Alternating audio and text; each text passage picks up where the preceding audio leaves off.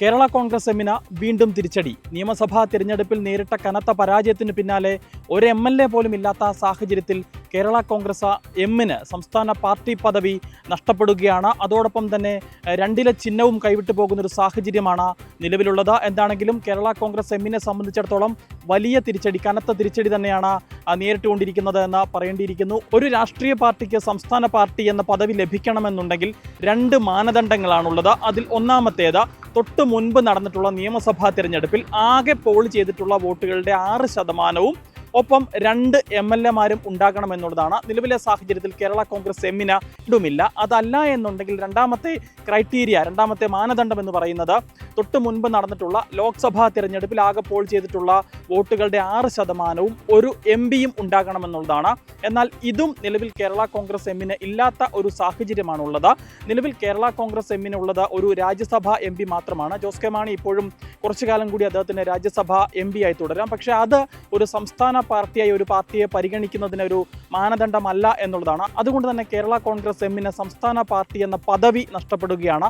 അതോടൊപ്പം തന്നെ ഏറ്റവും എടുത്തു പറയേണ്ട വളരെ പ്രധാനപ്പെട്ട ഒരു കാര്യമുണ്ട്.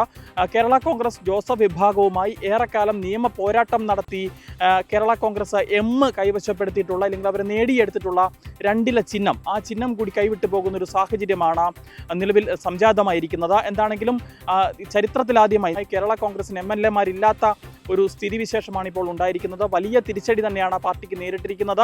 അതോടൊപ്പം തന്നെ സംസ്ഥാന പാർട്ടി എന്ന പദവി കൂടി നഷ്ടപ്പെടുന്ന ഒരു സാഹചര്യത്തിലേക്ക് കാര്യങ്ങൾ എത്തിച്ചേർന്നിരിക്കുകയാണ്. കനത്ത പരാജയത്തിന് പിന്നാലെ പാർട്ടിക്കുള്ളിൽ തന്നെ ഉൾപാർട്ടി പോര് ശക്തമാണ് എന്നുള്ളതാണ് മനസ്സിലാക്കാൻ സാധിക്കുന്നത്. ഈ തിരഞ്ഞെടുപ്പിന് തൊട്ട് മുൻപ് പല ഘട്ടങ്ങളിൽ UDF-ലേക്ക് പോകാൻ ഒരു സാഹചര്യമൊക്കെ ഉണ്ടായിരുന്നതാണ്. ഒരു മുന്നണി മാറ്റത്തിനുള്ള സാഹചര്യങ്ങൾ പല ഘട്ടത്തിൽ ഉരുത്തിരിഞ്ഞ് വന്നതാണ്. പക്ഷേ അന്ന് അതിന് തടസ്സം നിന്നത്, അല്ലെങ്കിൽ പോകേണ്ട, അല്ലെങ്കിൽ മുന്നണി മാറ്റം വേണ്ട എന്ന നിലപാടെടുത്തത് റോഷി അഗസ്റ്റിനാണ് എന്നുള്ളതാണ്. അതുകൊണ്ട് തന്നെ റോഷി അഗസ്റ്റിനെതിരെ ഇപ്പോൾ പാർട്ടിക്കുള്ളിലെ ഒരു വിഭാഗം തിരിയുകയും പാർട്ടിക്കുള്ളിൽ ഒരു ഉൾപാർട്ടി പോര് ഉടലെടുക്കുകയും ചെയ്തിട്ടുണ്ട്. റോഷിക്കെതിരെ ഒരു വലിയ വിഭാഗം നേതാക്കൾ പരസ്യമായി തന്നെ രംഗത്തെത്തുന്ന സ്ഥിതി കൂടി കാണാൻ സാധിക്കുന്നുണ്ട്. എന്താണെങ്കിലും കേരള കോൺഗ്രസ് എമ്മിനെ സംബന്ധിച്ച് ഇതൊരു കനത്ത തിരിച്ചടി തന്നെ ആയിരിക്കുകയാണ്. ഏറ്റവും എടുത്തു പറയേണ്ട ഒരു പ്രധാനപ്പെട്ട കാര്യമുള്ളത്, കേരള കോൺഗ്രസ് എം 12 സീറ്റുകളിലാണ് ജനവിധി തേടിയത്.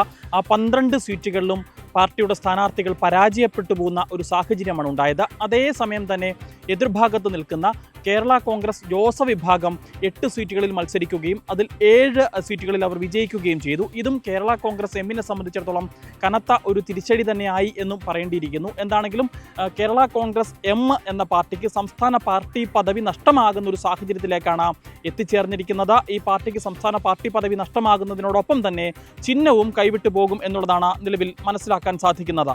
കോട്ടയത്ത് നിന്നും ക്യാമറാമാൻ അരുൺ മലയിലിനൊപ്പം Rahul Irumpukuzhi, focus news TV.